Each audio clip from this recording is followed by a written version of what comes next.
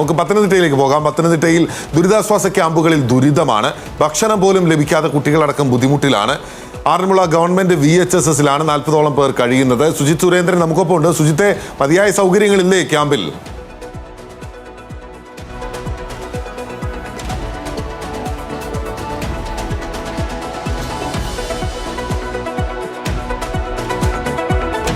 സുജിത്തിലേക്ക് വരാൻ ആ ദൃശ്യങ്ങളാണ് കാണുന്നത്. ആറന്മുള VHSSൽ നിന്നുള്ള ദൃശ്യങ്ങളാണ് കാണുന്നത്.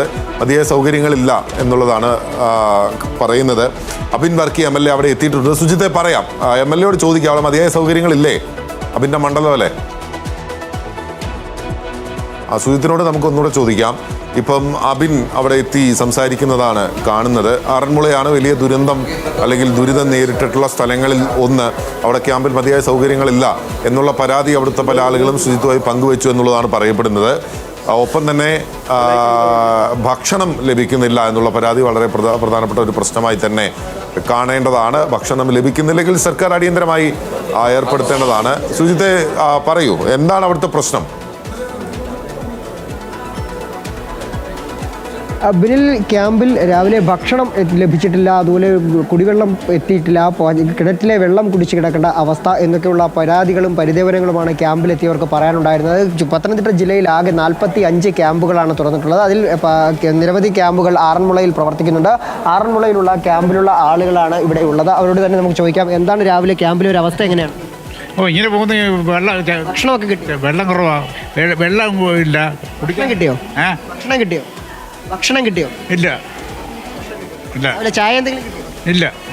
കിട്ടില്ല. അമ്മ എന്തെങ്കിലും കുടിക്കാൻ എന്തെങ്കിലും കിട്ടിയോ? കുടിക്കാൻ വല്ലതും കിട്ടിയോ? കുടിക്കാൻ ചായ ഒന്നും കിട്ടിയില്ല. ഒന്നും കിട്ടിയില്ല.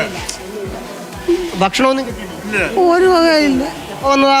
ഞങ്ങൾ വെളുപ്പിനാ വന്നത്. രാത്രി റോഡിന് മേളിൽ ഒരു വീട്ടിൽ കയറിയിരിക്കുമായിരുന്നു. രാത്രി 8 മണി ആയപ്പോഴത്തേക്ക് ഇറങ്ങി വീട്ടിൽ നിന്ന്.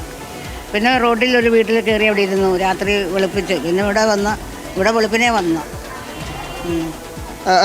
ബിനിൽ, നമുക്ക് ലിസ്റ്റ് നോക്കാം. ഇവിടുത്തെ ലിസ്റ്റിൽ തന്നെ 47 കുടുംബങ്ങളാണുള്ളത്. 47 കുടുംബങ്ങൾ ഇവിടെ ഉണ്ട്. 47 പേരാണ് ക്യാമ്പിൽ ഉള്ളത്.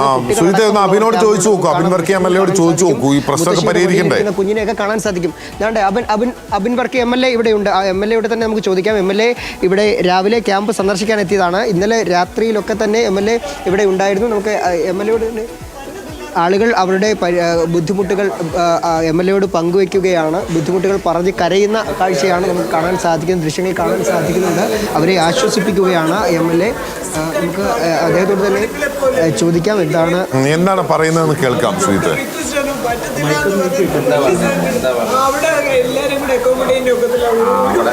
അവിടെ ആള് കൂടിപ്പോയി ആ ക്യാമ്പിൽ, അതാ പറ്റിപ്പോയി. ഓരോ ക്യാമ്പിലും ആളുകളുടെ നമുക്ക് എണ്ണം ഉണ്ടല്ലോ, അതാ പറ്റിപ്പോയി. കുഴപ്പമില്ല, അതിന് ഇന്നത്തെ വൈകിട്ടത്തോടുകൂടി നമ്മളെല്ലാം ക്ലിയർ ആവും കേട്ടോ. വെള്ളം ഇറങ്ങി തുടങ്ങി. നാളെ നമുക്ക് വീടുകളൊക്കെ ക്ലീൻ ചെയ്ത് എനിക്ക് മനസ്സിലായി.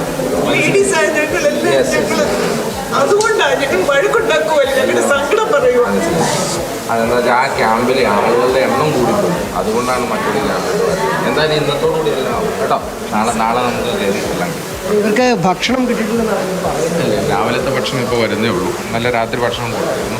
ഇപ്പോൾ രാവിലത്തെ ഭക്ഷണവും കാര്യങ്ങളും ഒക്കെ ഇപ്പോൾ തന്നെ എത്തും. രാവിലെ ഇപ്പോൾ 7-8 മണിയാണല്ലോ അതിൻ്റെ ഒരു സമയം. ഇപ്പോൾ നമ്മുടെ ആറന്മുളയുടെ ഒരു അവസ്ഥ, ആറന്മുള വലിയ ദുരന്തത്തിലാണ്. കാരണം ഈ റാന്നിയിൽ നിന്ന് വരുന്ന മുഴുവൻ വെള്ളവും ആറന്മുള വഴിയാണ് കയറി ഇറങ്ങുന്നത്. നിങ്ങൾക്കറിയാം, ഇന്നലെ വെള്ളം എത്താത്ത അല്ലെങ്കിൽ വെള്ളം വരാത്ത പല പ്രദേശത്തും വെള്ളം കയറി പലരും മുങ്ങിയാണ് കിടക്കുന്നത്. രാത്രി 2 മണിക്കൊക്കെ ഈ ക്യാമ്പിൽ വന്നവരുണ്ട്.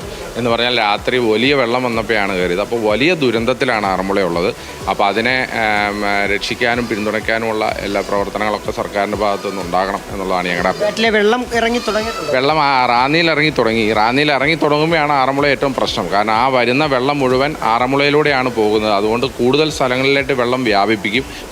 അപ്പോൾ ഈ വ്യാപിക്കുന്ന മുറയ്ക്ക് പല സ്ഥലങ്ങളിലുമൊക്കെ വെള്ളം കയറി ഇറങ്ങി പോകും. അങ്ങനെ പ്രശ്നങ്ങളുണ്ട്. അതാണിപ്പോൾ ഇവിടെ നേരിടുന്നത്. കാരണം ഇവിടെ ഇന്നലെ രാത്രി 10 മണിക്ക് കിടന്നുറങ്ങുമ്പോൾ പ്രശ്നമില്ലാതിരുന്ന ആളുകൾ 2 മണിക്ക് 3 മണിക്ക് ക്യാമ്പിട്ട് വരേണ്ട അവസ്ഥയുണ്ടായി. അതെന്താണെന്ന് വെച്ചാൽ ആ വെള്ളം കയറുന്ന മുറയ്ക്ക് ഇങ്ങോട്ട് പരക്കുന്നതാണ്.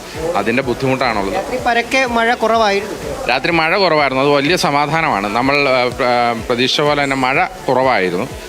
റാന്നിയിൽ ഏകദേശം ക്ലീനായി തുടങ്ങി. പക്ഷേ ആ ക്ലീൻ ആവുന്ന മുറയ്ക്ക് ആറന്മുള കൂടുതൽ ദുരന്തം അനുഭവിക്കേണ്ടി വരും. ആ ദുരന്തമാണ് ഇപ്പോൾ അനുഭവിക്കുന്നത്. വലിയ ദുരന്തമാണ് ആറന്മുള അനുഭവിക്കുന്നത്. സജ്ജീകരണങ്ങളെല്ലാം ഉണ്ട്. ബാക്കി കാര്യങ്ങളും എല്ലാം ഉണ്ട്. ക്യാമ്പുകൾ ആവശ്യത്തിന് തുടങ്ങാനുണ്ട്. എല്ലാം ഉണ്ട്. ഏതായാലും MLA പറയുന്നത് ക്രമീകരണങ്ങളൊക്കെ വേണ്ട രീതിയിൽ തന്നെ ഒരുക്കിയിട്ടുണ്ട് എന്നുള്ളതാണ്. പക്ഷേ ഇപ്പോഴും ആറന്മുള ഒരു ദുരന്ത അവസ്ഥയിൽ തന്നെയാണ്. കാരണം അതിന് അപകടാവസ്ഥയിൽ തന്നെയാണ്. റാന്നിയിൽ കുറഞ്ഞിട്ടുള്ള വെള്ളം ആറന്മുളയിലേക്ക് എത്തുമ്പോൾ അത് ഭയപ്പെടേണ്ട സാഹചര്യം തന്നെയാണ്. രാത്രി പുലർച്ചെയും ഇന്നലെ അർദ്ധരാത്രിയോടുകൂടിയൊക്കെ തന്നെ ക്യാമ്പിലേക്ക് എത്തിയവരുണ്ട്. അവർക്കുള്ള ഭക്ഷണം എത്രയും പെട്ടെന്ന് എത്തിക്കും, ഇപ്പോൾ തന്നെ എത്തിക്കുമെന്നുള്ള ഒരു ഉറപ്പ് കൂടിയാണ് MLA ഏതായാലും നമ്മളോട് പങ്കുവച്ചത്. ബിനിൽ.